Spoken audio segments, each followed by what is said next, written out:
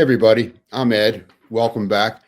I'm here with Zaid today, and we're going to have an amazing discussion about some new biology, or maybe old biology, that seems to be coming to human awareness, that is going to allow us to live a more dynamic life, to live longer, to be healthier, to have a greater sense of purpose and love in whatever you're trying to achieve on earth.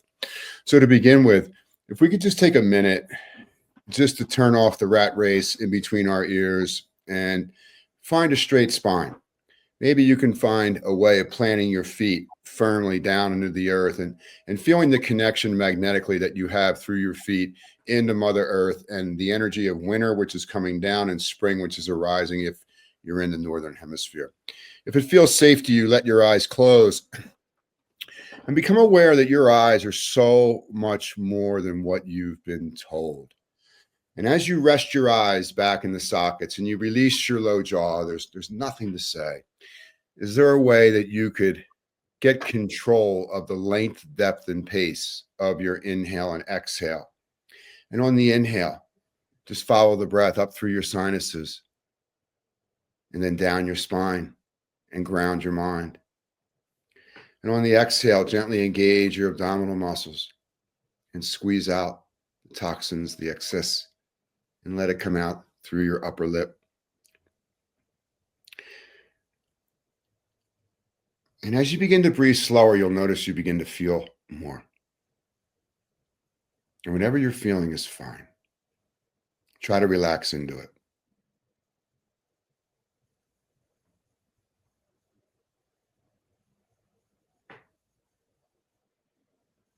And as you breathe slower and you begin to feel more, you go deeper inside and you begin to relax.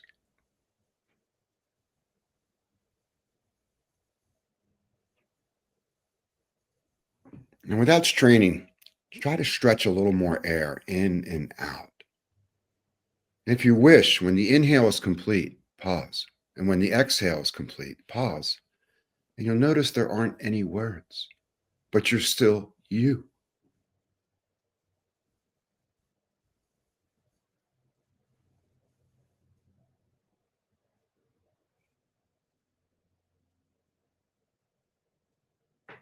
Breathe, feel, relax. Breathe, feel, relax.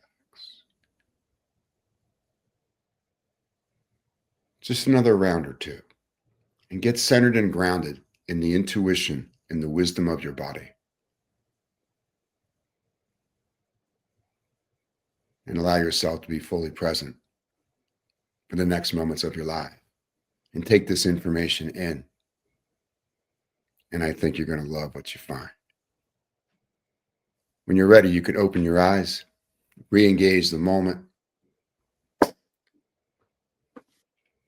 Zaid, thank you so much for the work that you're doing for humanity. Yeah, well, thank you for that guided meditation, because that's something that's definitely an interesting and unique way to start a podcast. And I think it's by far the best way to start it, to be honest. Oh, I appreciate that. So I became aware of your work through Substack, which is an amazing platform. Before I became aware of your work, I was blown away by Dr. Jack Kruse, who he's just Jack Kruse, this amazing human being. And can you speak to us a little bit about circadian biology, everything light? And there's so much more going on than I think what we care to believe. Yeah, there is so much more going on. I think that, if we look at the way that people view health in this day and age, it's, you could call it surface level, you could call it reductionist, you could call it, right, not good enough. But at the end of the day, I think that people are ignoring and not understanding the importance of circadian health, and more importantly, light, when it comes to the entire body as a whole. And so for me, I'm looking to go beyond exercise, nutrition, supplementation. While all of those things are very important, I'm looking to bring circadian education to the masses, but also applying a circadian lens to all of these health fundamentals, because I do value holistic understanding. I do value a comprehensive understanding of this game. And so I really like the way of approaching just general health through the circadian lens. So whether it's exercise through understanding when is the right and wrong time to exercise, whether it's chrononutrition, understanding when and what to eat in relation to your latitude and time and all of that. And so I'm just trying to bring root cause understanding to a health space that desperately needs it, in my opinion, especially from a lot of the stuff that I see online. Well, this is fascinating start. When I was a kid, when I got started in this business, circadian was something that I became familiar with in regard to like the sleep wake cycle. Now it's so much more than that. Can you elaborate a little bit on that? Yeah, so I mean, the sleep wake cycle is very key for circadian health in general. I mean, you can't divorce the relationship between sleep and light, or sleep and circadian health. So they go hand in hand. The way I like to approach it is just to understand that every aspect of sleep, every aspect of wakefulness is literally controlled through the circadian mechanism. So if we take a look at, let's say, watching sunrise, that is what's going to regenerate the melatonin cycle in your body. And then that has a downstream effect on helping you get to sleep faster, helping you have deeper sleep, so on and so forth. And so all of this stuff is intricately connected, which is why I like viewing health from that standpoint as well. Like there is interconnectedness amongst all of these things. And so I don't really like the perspective that divorces these things from one another. Like you can't talk about nutrition without talking about light. You can't talk about supplementation without talking about water. And so I absolutely love that point of view. But yeah, I mean, just to go into it, it's like every single hormone, every single tissue, cell, organ system in your body is controlled by a circadian mechanism. And so there are circadian genes that tell your body where it is in space and time according to these external cues in the environment, like light, food, exercise, temperature. And it's just about understanding how to utilize those things to be more so in circadian alignment as opposed to experiencing circadian disruption, which is what a lot of people, arguably most people in society, experience today. So this is fascinating that my body actually knows that it's February and like winter, spring, summer, fall. It already knows sunrise, sunset, high tide, low tide. My body's already aware of this on some deeper level than I'm conscious of. Oh, 100%. And it is subconscious. So I do feel like the human body, the human animal is attuned to these specific environmental factors. And I think that society has done a number on that intuitive understanding or that felt experience, in the sense that we're distracted by technology, we're distracted by the things that are going on in our lives. And we have the comfort and the privilege, to be honest, to not focus solely on survival. But if you tap into a deeper intuitive understanding of this work, especially in relation to circadian biology, then we begin to understand that, okay, you will have a felt experience of what it's like to have a melatonin rise at night if you have the right environment for it. Right. You will feel the experience of grounding, even though you don't really understand the science behind it. So there is definitely that intuitive sense that we've lost, and I think through the circadian work we can bring back very quickly. So this dance that we go through between cortisol and melatonin, can you break that down a little bit for us? Yeah, so I mean, both cortisol and melatonin are key hormones. They're circadian hormones in the body that are responsible for different things. Cortisol, when you wake up, the cortisol response is responsible for waking you up and getting you into the day. In terms of melatonin, I mean, there are two different forms of melatonin. You have one daytime form stimulated by near-infrared light from the sun that actually activates the subcellular form of melatonin from the mitochondria. And then you have the nighttime form, which is the circulatory form produced by the pineal gland in response to darkness. And so you can kind of see how this light and dark cycle is playing an integral role into melatonin synthesis specifically. But either way, they have an inverse relationship. So fundamentally, when cortisol is really high, you'll have low melatonin, and vice versa when it comes to the nighttime. But I do think that outside of that, there is a more complex understanding of the hormonal dance or play, because like I said, there is the daytime melatonin as well. And so even though cortisol might be high in the morning, we do know that if you're out in the sun, skin in the game, then you have a high amount of local and cellular melatonin available at the same time. Interesting. Yeah. Interesting. So, about a year ago, I started looking up at the sun, somewhere between, 6 and 8 o'clock in the morning, and well, first of all, what am I actually, there's different types of light. So, like, as far as I understand it. So when I'm looking up in the morning, there's something going on in the clocks in my eyes and in my brain. What's happening? Yeah. Well, I mean, a lot's happening. I think that, I know. and honestly, I wish I could explain the complexity in its full scope to an audience, but I think there are also a lot of things that science hasn't figured out in terms of what's actually going on, because it's just such a complex relationship. And so for me, a few things that come to mind is like when you rise with the sun and you're out there, you're getting your eyes and skin in the game. Again, you're regenerating the melatonin cycle. So you're setting the circadian foundation and creating circadian alignment for everything else within the body to operate correctly. So not only are you creating that circadian signal that gets to the master circadian clock in the brain, which is the suprachiasmatic nucleus, which then sends the signal to all the peripheral clocks linked to every organ, tissue, cell in the body. But you're also, getting a massive influx of red and infrared, since most of that light is going to be red and infrared, depending on something called Rayleigh scattering, which basically describes where the sun's light is in relation to the atmosphere. And so from that standpoint, I view it as like a time of pure systemic regeneration, because red and infrared have some incredible capabilities. I have honestly yet to find any piece of evidence that showed that they are harmful Right. or have any side effect on the body. And so this is where we prepare the skin for midday UV. This is where we light up those skin clocks, those circadian skin clocks. This is where we, develop more of a resilience against artificial light during the day. It's responsible for a host of different things. But at the end of the day, that's really the first domino that we push in order to get the most out of this work from a circadian standpoint. So one of the things that I found fascinating, maybe you can help me out with this, is that I've worn glasses for 30 years. And a year ago, I started religiously looking up at the sun in the morning and getting that ambient light. And now I no longer need glasses. Yeah. Like, how does that happen?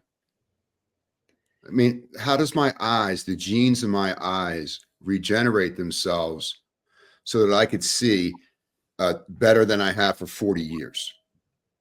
It's a great question. I think that we have to differentiate between genetics and epigenetics here. So Right. a lot of people use the excuse that, okay, my mom and dad or my grandparents had poor eyesight, and so I'm inevitably going to experience something of Right. that nature. But when it comes to epigenetics, the lifestyle factors involved, that's going to be Right. very key to this whole discussion. So if you take a look at the ocular system, every aspect of it, quite literally every aspect of the ocular system, is designed to take in the sun's full spectrum. So if we cover, the mitochondrial concentration within the eye, mitochondria to me are light sensing organelles that use anywhere between 200 nanometers to 900 nanometers from Hmm. the full spectrum. They actually emit their own form of light in the form of biophoton emission as well. And that's basically the root cause understanding of how we get a specific tissue or organ to operate efficiently. So if you have poor mitochondrial function within the eyes, you're not going to have great eyesight. It's going to manifest in some sort of dysfunction there. But knowing that those mitochondria take in that light, improve mitochondrial efficiency, which then create more energy in that part of the system, then we get an improvement in function. Outside of that, you have non-visual photoreceptors such as melanopsin, which senses blue. You have rhodopsin, which is responsible for low light vision around green-blue type of spectrum. And these are basically light-sensitive proteins that are designed to take in and use specific wavelengths of light. That's directly regenerated through sunlight exposure. And then outside of that, you have melanin as well in the eye, like within the ciliary body, the iris. And melanin is interesting because it takes in that UV light from the full spectrum and basically uses it for all sorts of things. Right. And the literature shows that melanin has so many different benefits as well. So from that angle, it makes sense to me that we see improvement in eyesight, especially for if you're dealing with some sort of degeneration as well, whether it's myopia, age-related macular degeneration. it makes sense from the circadian and evolutionary standpoint. Fascinating. Wow. So, when I was young, I was a lifeguard on the beach patrol, and I was out in the sun every day. And I don't know why, but I never used sunscreen. Uh, I just, everybody else did, but I never did. And as far as I know, I'm healthy. Uh, and now I live up in the Wasatch Mountains, the Rocky Mountains out in Utah. And in the dead of winter, my wife and I, Wendy, will go out for hikes in the morning without a shirt on. And it just seems like something's happening, that there's a felt sense that what you're doing is really healthy for not just your body, but your mind. Can you elaborate on that? Absolutely. I think that the best way to exemplify this is when you first get that hit of light on your skin, you'll notice that your skin gets goosebumps. And so Yeah. for me, that's the epitome of that felt experience. You might not be able to explain it from a scientific standpoint, but it feels great. Right. And so it gets into the different benefits that each wavelength offers. I think with sunscreen specifically, we're talking about UVA and UVB. And I think that the UV light in general is misrepresented grossly within society. There's this whole notion that UV light causes skin cancer, and a lot of other things in relation to that. But I think those are flawed assumptions. At the end of the day, when it comes to sunscreen, we want that UVA and UVB directly onto our skin. And if we are blocking out both forms of that UV with using sunscreen, which is what they're designed to do, that's going to have some sort of consequence down the road. So for example, UVA stimulates nitric oxide in the skin, which then gets to your cardiovascular system. So it acts as a vasodilator. And so it opens up those blood vessels, allowing more blood flow. You're not getting that, in my opinion, if you're covering yourself up with sunscreen. UVA also stimulates the POMC system, the pro-opiomelanocortin system, which creates the world's most powerful peptide hormones that we know of, especially the ones that create melanin, which is protective, like alpha MSH. And then when it comes to UVB, a few of the shared benefits as well, but it's the only light wavelength responsible for vitamin D3 production. And so this brings in the concern, if you're blocking UVB, are you actually able to produce enough vitamin D3? I don't know about that. I would caution people to not assume that they are producing D3 and to just get their natural raw skin in the game, while also having some common sense and using circadian principles. And then there's also the discussion of the potential of sunscreen to change the spectrum from the sun in harmful ways. So it'll block the UVA, UVB. What is it doing to the blue light? Is it concentrating the blue light relative to those other wavelengths? That can be a potential concern with squamous and basal cell carcinoma. There's a lot of options that actually block red and infrared, which is hugely problematic in my mind. And so from every angle, I mean, the body as a system and the skin as a system is designed to get that full spectrum. It's just about knowing how to use circadian principles to make the most out of melanin production, not burning, so on and so forth. So we've been chatting about the morning and, preparing the body, the mind for our daily activities. And I believe we're speaking predominantly about the red light earlier on in the morning. And then, I love to exercise outside. So could I speak a little bit about this blue light? I'm hearing a lot of things about this blue light, and the blue light from the sun is actually completely different than the blue light that we're getting indoors, if I understand it correctly. Could you elaborate on that, Zaid? Exactly. That's a great point. So blue light from the sun's full spectrum is a completely different input. Think of it as like a completely different set of information than blue light in isolation from LEDs or fluorescence or any technology. And so fundamentally what we're looking at is just the context of the spectrum involved when it comes to blue light. And so if you're getting blue light from the sun, you're getting a host of benefits, whether it comes to, again, I mentioned melanopsin. It actually senses blue, sky blue technically, I think between 420 to 480 nanometers. And this is one of the most abundant chromophores, otherwise light-sensing molecules within the body. So it's found in the fat, found in the brain, the eyes, the skin. If you point to a body part, there's likely going to be melanopsin in it. And so that's hugely responsible for circadian signaling, because our bodies, in a sense, are very, very sensitive to blue. And so we're designed to pick up on any blue light within the environment for specific processes from a circadian standpoint. So blue light from the sun's full spectrum can actually burn body fat. It's been shown to reduce adipocytes, which are fat cells. It's been shown to actually improve or increase the amount of fat that that adipocyte can burn. So this is why people have told me that they've actually improved their body composition just from sunbathing, believe it or not. Yeah. Again, circadian signaling, which has a whole host of other benefits for the body.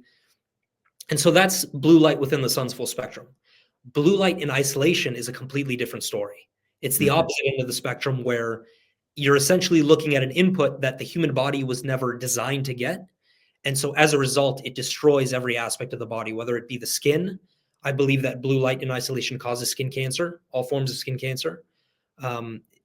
It creates accelerated aging of the skin, destroys collagen, elastin, hyaluronic acid. I think it destroys the brain. I think it contributes heavily to all sorts of chronic disease, especially when you look through circadian disruption. And so that's basically the breakdown that I like to give, just completely different inputs that have vastly different results for the human body. So it sounds like we're supposed to be outdoors, not indoors. Yes. And that sounds like that's not going to change. And when you think about what the world just went through, go home, pull the shades, wash your hands, wear a mask. That doesn't sound to me like it's strengthening my immune system, but I'm not a scientist. And you don't really need to be a scientist. That's right. The ironic part about this day and age.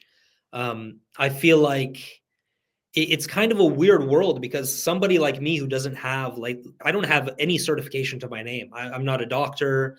I didn't go to medical school. I didn't do anything. But it's funny to see physicians. You're doing something. I appreciate that. Yeah. It's funny to see physicians and MDs approach me and ask for advice on the circadian stuff, because again, it's just like it has so many potential impacts on human health on an individual basis, but then also on society. Like, chronic disease rates are skyrocketing, whether it's autism or autoimmunity, cancer, heart disease. And so I think this has huge implications. And most importantly, if you take a look at how society is set up, upwards of 95% of our time as a collective is spent indoors. We go from the house to the car to the office. And so we're not getting any full spectrum sunlight. We're deficient in infrared. We're spending most of our time under toxic LEDs that are full of isolated blue. And we're experiencing chronic circadian disruption. And if you look through the literature, it's quite literally linked to all sorts of chronic conditions in this day and age. And so it makes complete sense to me as to why we are struggling, because we are an outdoor species that is now indoors. It's a fundamental maladaptive mismatch. So I appreciate that. We've spoken a little bit about the red light and the blue light. And now there's another type of wave light called green light. Can you elaborate on that? Yeah, I mean, green light's interesting because we're still very early in terms of understanding the effects of green light. So I think it falls in between like 520 to 560 nanometers. Tom Seeger is an excellent source to go to about this green light, because his focus is more so on that subject in relation to headaches and reducing migraines, because it seems like green light has this interesting dynamic with reducing most headaches and most forms of migraines altogether. My hypothesis is that it's activating that rhodopsin, which senses light in the green blue, and then that has an impact within the brain systemically. But it seems like it's very good for headaches. I've seen some stuff potentially to skin health.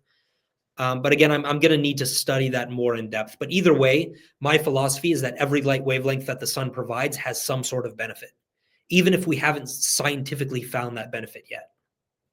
So somewhere along the line, myself and others, like we were taken off the trail and told that the sun was something different than what we're discovering. Uh, the sun was bad for you. Don't look at the sky when the sun is out. Limit the amount of time that you're outside in the sun because the sun's, uh, you know, debilitating to longevity and the life of your cells and mitochondrial health. And now we're pushing back against this with obviously you're an American treasure. I mean, the information that you're putting out is fascinating and it's changing. I mean, our perception of ourselves and our environment very, very quickly. Because I think down deep, there's, the people who are questioning what's going on know in their gut something's not quite right.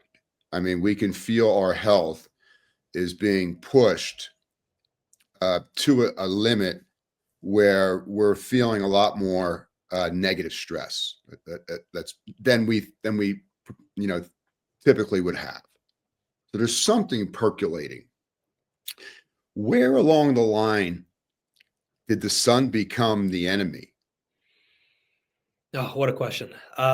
This is one that's definitely going to blow the minds of your listeners. I feel like most people don't understand the historical context involved here. So if we let's start out from the good aspect of history. Right. The early 1900s, late 1800s, you have an individual by the name of Niels Ryberg Finsen who started to investigate the effects of full spectrum sunlight on various things like, smallpox, tuberculosis. He treated smallpox with red light, actually.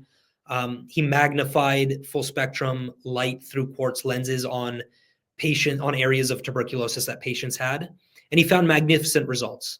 And so he actually won the Nobel Prize for his work on full spectrum sunlight and its benefits for human health. Shortly after that, there was an individual by the name of Dr. Augusto Rollier, who was like the classical heliotherapist. Early 1900s, lived in Switzerland. He actively took on patients and started to run them through this heliotherapy practice and framework. And he saw astonishing results. Like we're talking about, little kids who are maybe 2 weeks away from death with advanced stage tuberculosis, more specifically the skin type, lupus vulgaris. And he managed to turn that all around in the span of 4, 5, 6 months. Wow. Only using sunbathing. And so this gets into the historical context in the sense that we have some real evidence backed by science, backed by history to show that this works. Then if you fast forward to, let's say, the 1960s, late 1970s, early 1980s, that's when two specific companies came into play, L'Oreal and Nestle. And they essentially thought of a plan or created a plan to basically make people fear the sun. They created a huge PR campaign, multiple PR campaigns, so that people can inherently fear the sun so that they could sell more of their sun creams and sunscreens and all of this other stuff that they had available. And they did that to a T. It was probably one of the most devastating and effective PR campaigns in the history of humanity. And so fast forward to today, when people are scared of the sun, they're scared of UV light. That's kind of the historical context of where it comes from. There's also some other stuff because the sun scare campaign from L'Oreal and Nestle actually found its way into the World Health Organization, and they started recommending that as just standard protocol for all doctors, all leading health agencies and whatnot across the world. And then you fundamentally have the problem of centralized science. You're talking about using isolated UV light on nocturnal animals, often albino ones who are susceptible to UV damage, done in an artificially blue lit environment, aka a laboratory, around a lot of non-native EMF. And so that's exactly the science that they're using in order to conclude that UV light causes skin cancer, or that sunlight in general causes any form of skin cancer. So it's about as far divorced from nature as you can get. It doesn't explain how we as a circadian diurnal species take in the full spectrum. And it doesn't explain what happens in nature, which is why I really like to push hard against that notion, because I think it's a false paradigm and it's leading people astray in many different respects.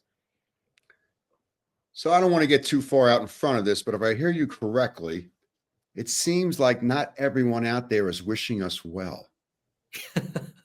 No. So this is a wake-up call where we are all responsible for our temple, and there is several things that we can all do to stay out of the conventional medical system. I mean, if you get in a car accident and you break your leg, go get it repaired. But I think there's a whole host of things that people can do to be better on an individual basis, regardless whether you're 8 or 88, or whether you're living in Texas or you're living in Alaska. And what I'm hearing from you is that there is some basic things that doesn't seem to cost a lot of money that you can become aware of, live longer. In other words, your chronological age is subjective. Your biological age is kind of important. Yep. And there's certain things that you're recommending that in a 12-month period, you might only be aging 6 months. It's possible. I will say that if you take the evolutionary lens, if you take the circadian lens, if you believe in divine intervention, or if you believe in all of the above, I would say that nature is, our relationship to nature is perfect. And therefore, it's not a surprise to me that the things that offer the most health abundance within our system are free. So if you're talking about sunbathing, getting skin in the game, watching sunrise, grounding to a wet surface, whether it be, on the beach or on the mountains, all of this stuff is free, zero cost. And it doesn't matter where you are too, latitude wise. Like, you could be right at the equator.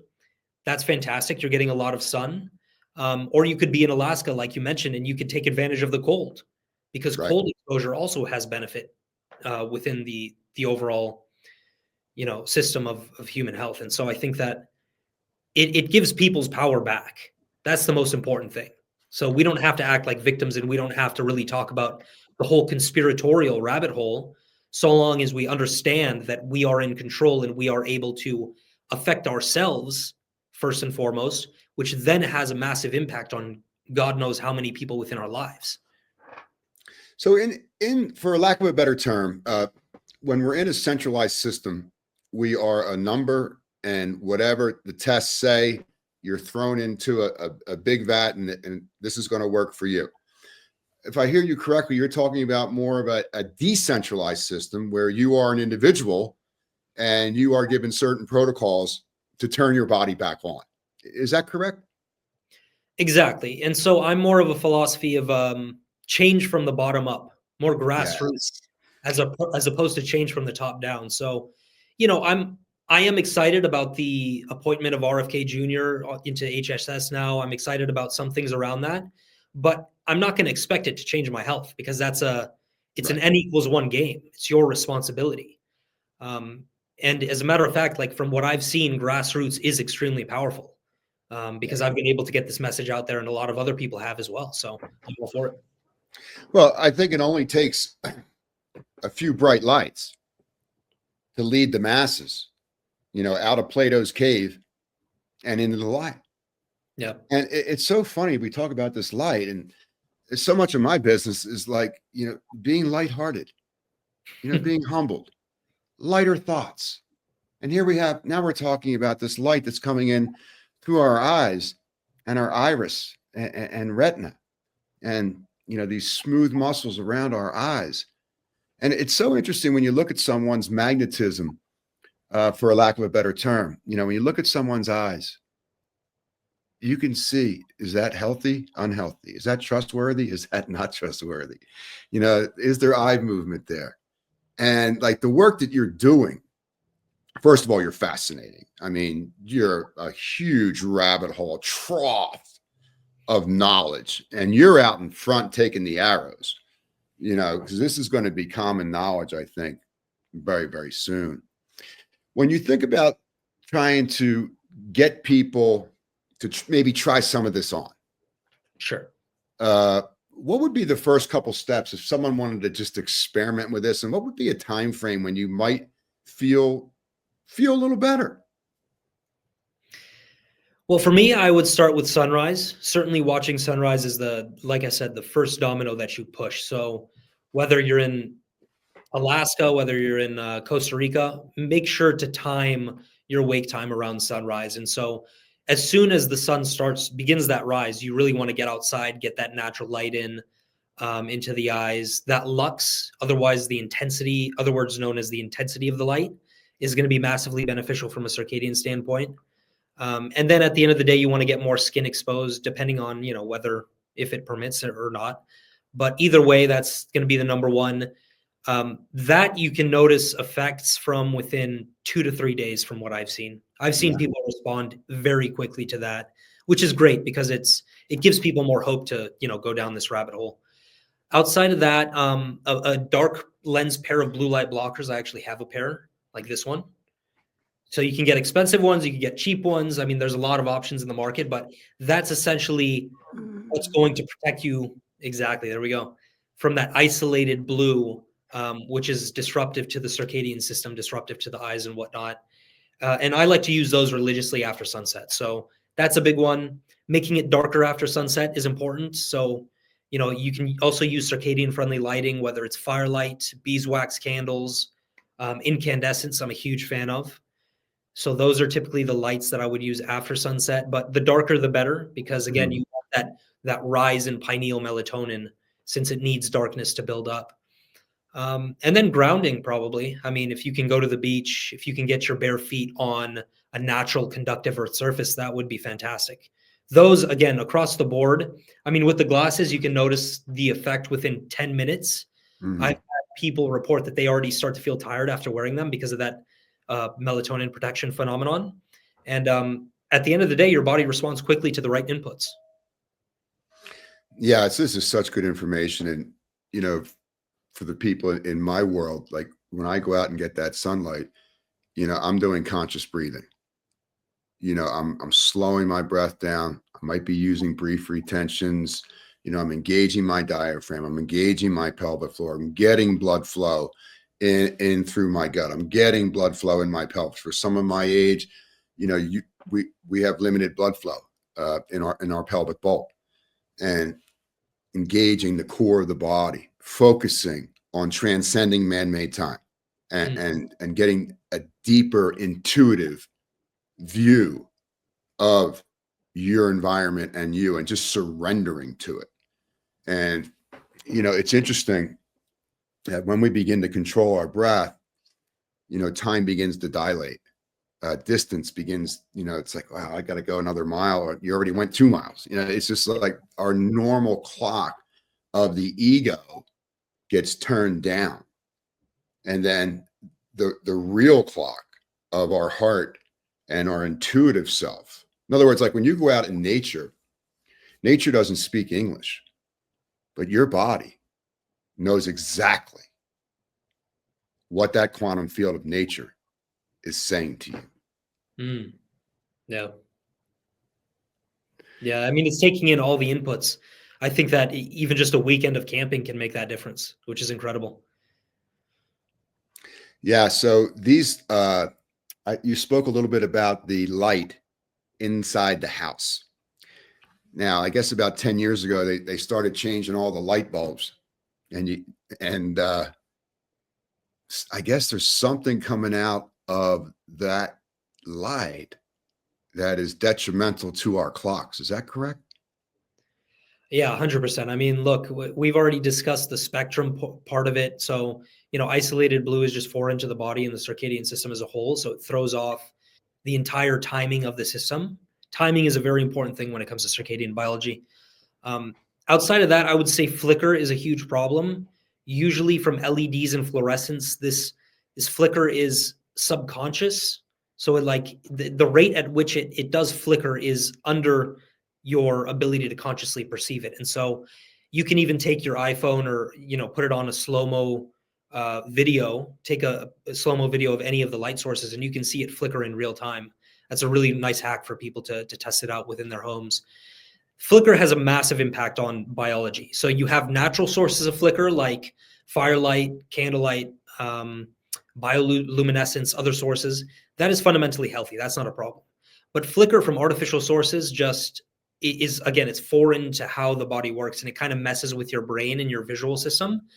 I mean, even in the medical field, they use flicker in order to induce epileptic seizures in people who have epilepsy. So this goes to show how powerful it is.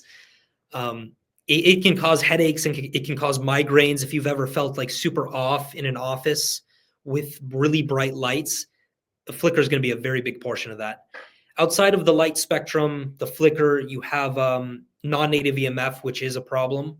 So certain light bulbs and light fixtures can actually emit radio frequencies, certain electrical fields, certain magnetic fields as well. And that is highly problematic to the body from an EMF standpoint. Because if we look at the body, it's designed to only sense natural electromagnetic frequencies. And so even the mitochondria evolved to sense natural frequencies like the Schumann resonance, other aspects from, the magnetosphere and the earth in general. But 5G, Wi-Fi, Bluetooth, all of these things are highly unnatural to the body. And so they certainly cause mitochondrial deficiency. They certainly have a second and third order consequence to the entire body as a whole. And so that's kind of stuff that we want to distance ourselves from as much as possible.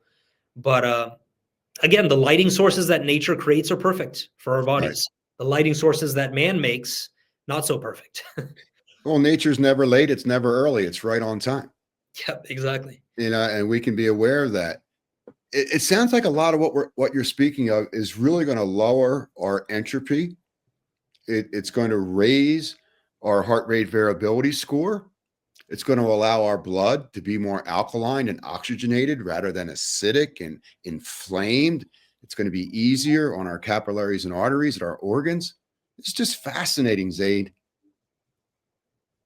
Yeah, and it's unfortunate that people don't really have access to a lot of the education around this stuff. I think that they have the potential, like you can go on the internet and do the work yourself, but it's going to take a long time.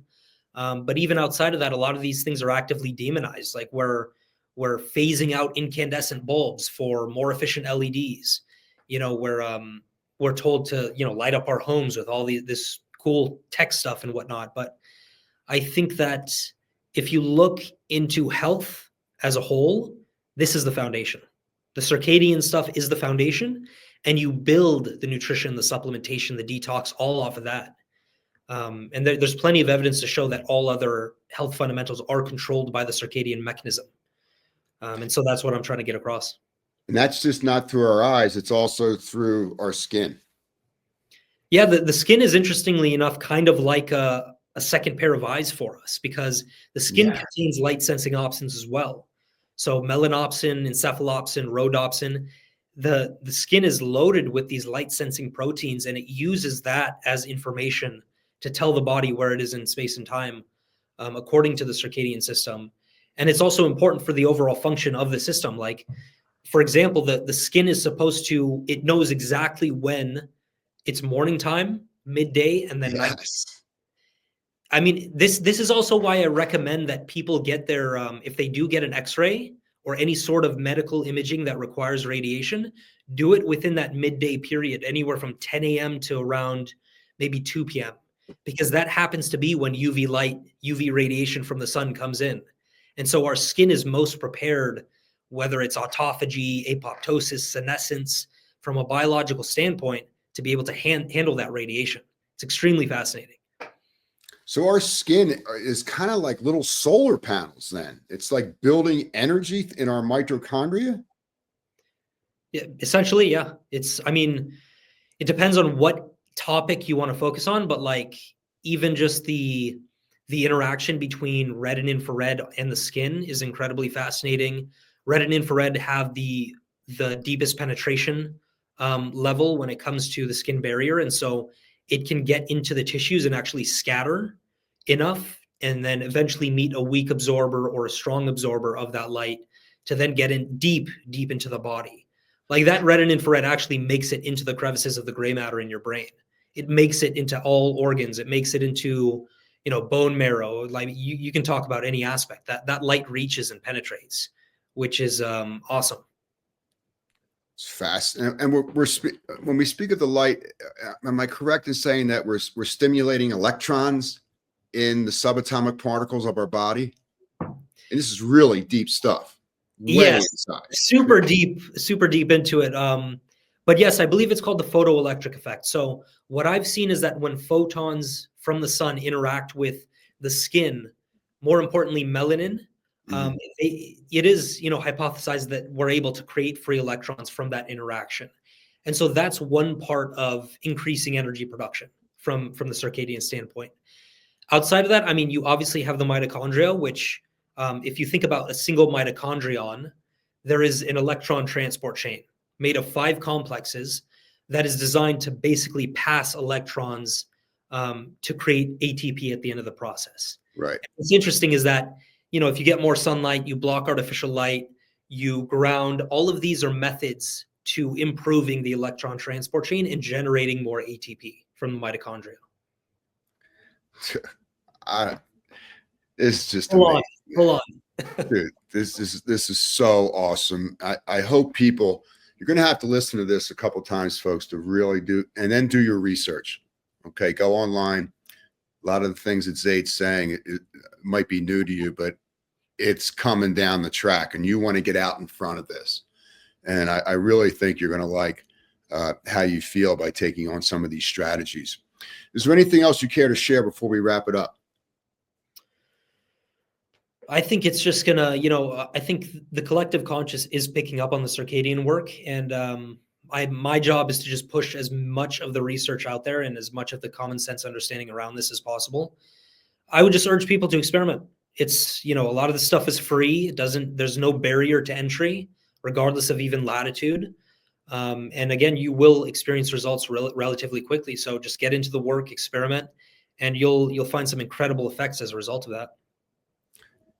I'm going to have in the show notes how people can get with you. You're in California? Correct. Yeah. Okay, great. And you probably do stuff online and, privates and groups and. Yeah. I mean, I do some one-on-one coaching.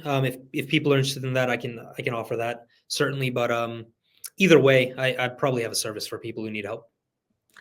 And what's a website where people can get you? That would be www.zaidkdahhaj.com. That's beautiful, man. Thank you so much for doing this work. Thank you, brother. Appreciate it. Fascinating conversation. Dude, you made my life. This was great. Thank you, man. All right. Take care. Take care. Bye-bye.